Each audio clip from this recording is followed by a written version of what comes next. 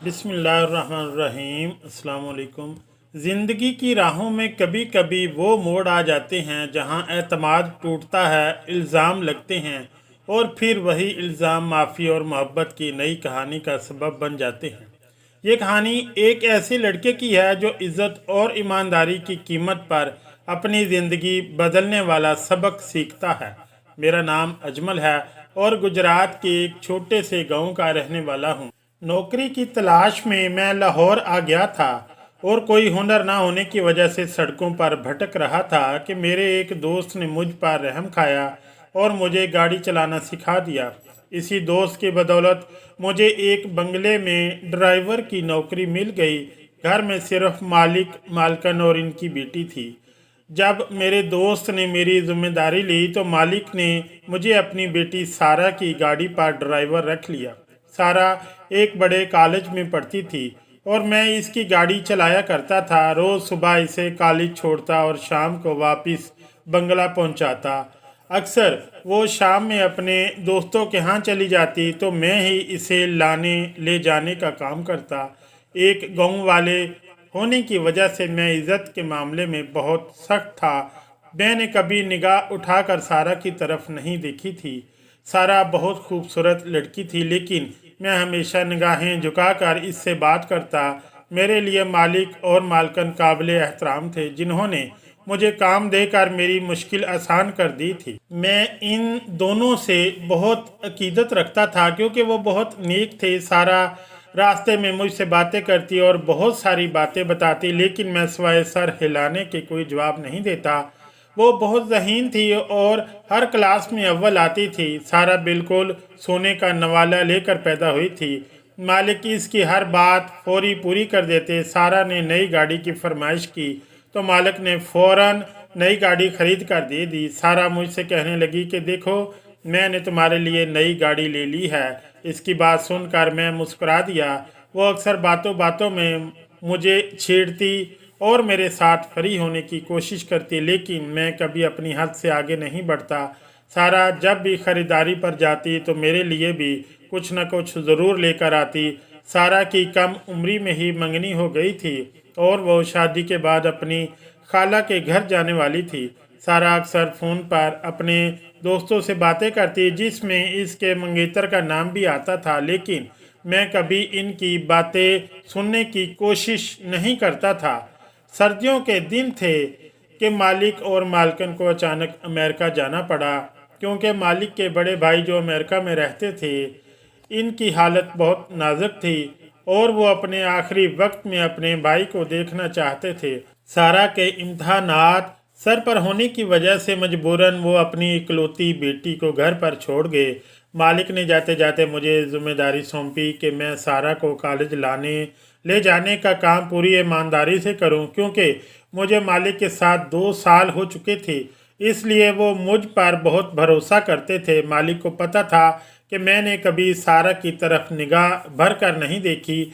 मालिक और मालकिन 2 महीने के लिए अमेरिका चले गए और मैं पूरी ईमानदारी से अपनी जिम्मेदारी निभाने लगा। कुछ ही दिनों बाद मेरी छोटी बहन की शादी थी, इसलिए मुझे बहुत पैसों की ज़रूरत थी। मैं सारा को कॉलेज छोड़कर पास के मैकेनिक की दुकान पर चला जाता और वहां काम सीखता कि फुर्सत के वक्त में ये काम भी कर सकूं। मालिक के पास से शाम 8 बजे छुट्टी हो जाती और मैं इसके बाद मैकेनिक की दुकान पर काम करता ताकि जल्दी पैसे जमा हो जाएं।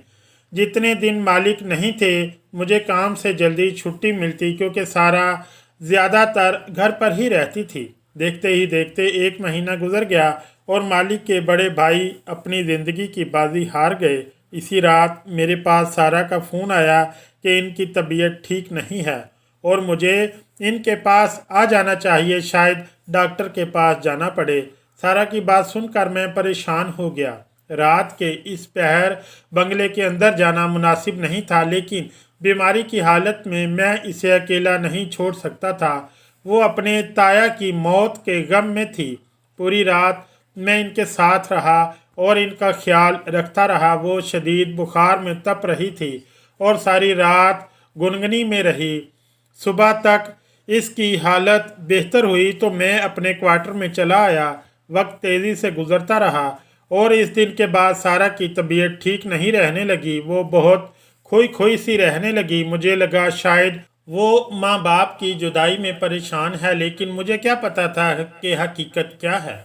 मालिक ने 1 महीना और अपने भाई के बच्चों के पास गुजारा और पूरे 2 महीने बाद वो घर लौटे तो मैं इन्हें देखकर बहुत खुश हुआ, लेकिन मेरे कदमों तले ज़मीन निकल गई। मालिक ने पास पड़ा डंडा उठाकर मुझे पीटना शुरू कर दिया। मुझे समझ नहीं आ रहा था कि मुझसे कौन सी गलती हुई है। जब पूरी बात पता चली तो ऐसा लगा जैसे ज़मीन खिसक गई हो, क्योंकि सारा ने मुझ पर इल्ज़ाम लगाया था कि इस रात जब ताया का इंतकाल हुआ था मैंने इसको नुकसान पहुंचाने की कोशिश की। वो कह रही थी कि डर के मारे इसने माँ बाप को पहले नहीं बताया। मैं हैरत से सारा को देखता रहा जो झूठ पर झूठ बोल रही थी। मैं इसे बहुत सीधा साधा समझता था, लेकिन इसने मेरे किरदार को दागदार कर दिया। मालिक मेरी कोई बात सुनने को तैयार नहीं थे और सारा अपने झूठ पर अड़ी रही। मालिक ने पुलिस बुलाकर मुझे जेल डलवाने का फैसला किया, लेकिन सारा ने रोका कि इससे इनकी इज्जत पर आंच आएगी। मालिक ने मुझे नौकरी से निकाल दिया और मैं बहुत परेशान था। मेरे पास कोई काम नहीं था और बहन की शादी सर पर थी। मैं मजबूर होकर दोबारा मालिक के दर पर गया और बेगुनाही का यकीन दिलाना चाहा, लेकिन मालिक ने ऐसी शर्त रखी कि मेरे होश उड़ गए। उन्होंने कहा कि तुम्हें सारा से कुछ महीनों के लिए निकाह करना होगा। सारा का मंगेतर इसे छोड़कर चला गया है और बदनामी से बचना है। हम सारा को तुम्हारे साथ रुखसत करेंगे और तुम इसे गाँव ले जाना। बाद में हालात ठीक होने पर हम इसे वापस ले लेंगे। मैं जानता था कि सारा ने झूठ बोला है, लेकिन बहन की शादी के लिए पैसों की ज़रूरत थी, इसलिए मैं राज़ी हो गया। निकाह करके मैं इसे गाँव ले आया। सारा बहुत खुश थी और मैंने रास्ते में इससे कोई बात नहीं की। गाँव पहुंचकर मेरी माँ और घर वाले हैरान रह गए। माँ ने कहा कि इतनी बड़ी बात तूने बताई भी नहीं, लेकिन सारा को देखकर माँ खुश हो गई और इसे प्यार करने लगी। सारा बहुत खूबसूरत थी। माँ ने इसे गांव की औरतों की तरह सजाया। शाम को जब मैं कमरे में आया तो सारा दुल्हन के लिबास में बिस्तर पर बैठी थी।